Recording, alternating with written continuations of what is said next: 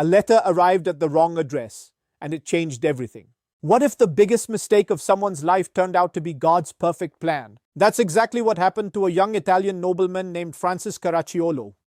Francis was born in 1563 in Villa Santa Maria in the Abruzzo region of Italy. He came from a noble family, the same family tree as the famous painter Caravaggio, believe it or not. But as a young man, Francis was struck by a mysterious, painful skin disease that covered his body with lesions. Doctors were baffled.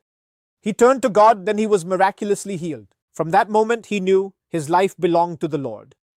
He became a priest, and then came the letter. A priest named Giovanni Adorno had written to a father, Fabrizio Caracciolo, inviting him to help found a new religious order. But through a mix-up, the letter landed in Francis's hands instead. He read it and felt God speaking directly to him. He replied, traveled to Naples, and together with Giovanni Adorno, co-founded the Order of Clerks Regular Minor in 1588.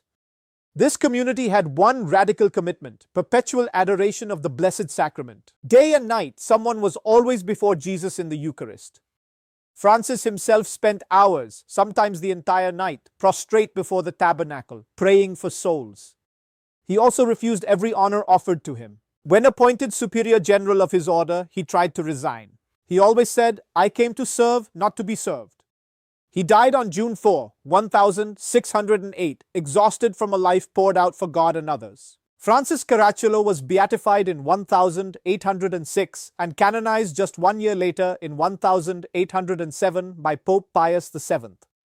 Saint Francis Caracciolo is the patron saint of Italian cooks and chefs, perhaps because he came from the Abruzzo region, famous for its rich culinary tradition.